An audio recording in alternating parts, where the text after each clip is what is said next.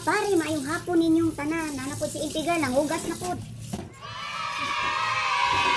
Special shoutout din ako diha sa barangay di ay, sa Rizal, dili na ko i-mention ang pangalan. Salamat kayo, ma'am. Salamat kayo kay may do ka mo entertain. Entertain jud nimo sila. Pero kini uban, manikmat. No, manikmat na sila oy. Dili na ilang kwarta. Siguro man tayo sila tabang mo assist. No, idalo na nila kwarta nas gobyerno. Sa kasaway jud ko ni uban.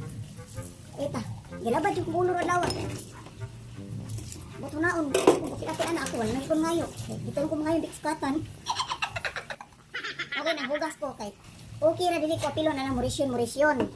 Ang hatag kwarta nga juda. Kay dito ra ko mangayo kwarta di big disukatan. Okay ra, di ko i-apil basta i-apil lang sila. Ang kanang mga taong nagkinahanglan ko. Okay ra man ba? Naglabad yung ulo ng adlaw. Gunhuna ako ana. Kay matay ko angay mo. Gunhuna na kawag ko langgot. Kuha mo kong nabi nga listahan. Mga pitang nanghugas ko pinggan kay butan-butan ko. Ito ko mangayo kwarta ni Dikis Katan. Ay, ito ilabot kalibutan. Okay ra! Larga! Okay ra ako nakit sa lista. Basta atila lang ang angay maakit sa lista. Kaya makita man sa tsura ba nga, angay di kalabangan. Kaya so wala pa na ang tubig. Ano kasi mga ginagmay taong kita. Nakaroon, abot na sa kubida. Si kubida.